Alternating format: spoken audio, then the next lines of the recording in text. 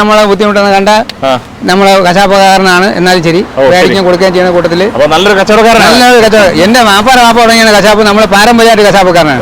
ഞാൻ തിരുനെൽവേലിയിൽ മേലെപ്പാളയത്ത് അതുപോലെ വള്ളിയൂരിലൊക്കെ പോയി ആവശ്യം പോലെ മാടുകൾ കൊണ്ടുവന്ന് നമ്മൾ സ്വന്തമായിട്ട് കശാപ്പ് ചെയ്യുന്ന ആൾക്കാർ നല്ല ഇനം മാടുകളാണ്. പക്ഷേ ഇവിടെ വണ്ടിയിൽ അവർ യാത്ര ചെയ്ത് വരുന്ന ഒറ്റ ക്ഷീണം മാത്രമേ ഉള്ളൂ. അത് തന്നെ ഇതൊക്കെ തന്നെ വണ്ടിയിൽ അവരെ വണ്ടിക്കാരൻ കുറ്റം പറയുന്നത്. ഞാനും ഡ്രൈവറാണ്.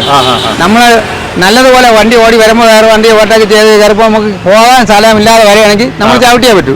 ചവിട്ടുമ്പോൾ തട്ടുമുട്ടൊക്കെ ചെയ്യും, ഉറവൊക്കെ ഉണ്ടാവും. പോത്തുകുട്ടികളെല്ലാം നല്ല ഇനം കുട്ടികളാണ്.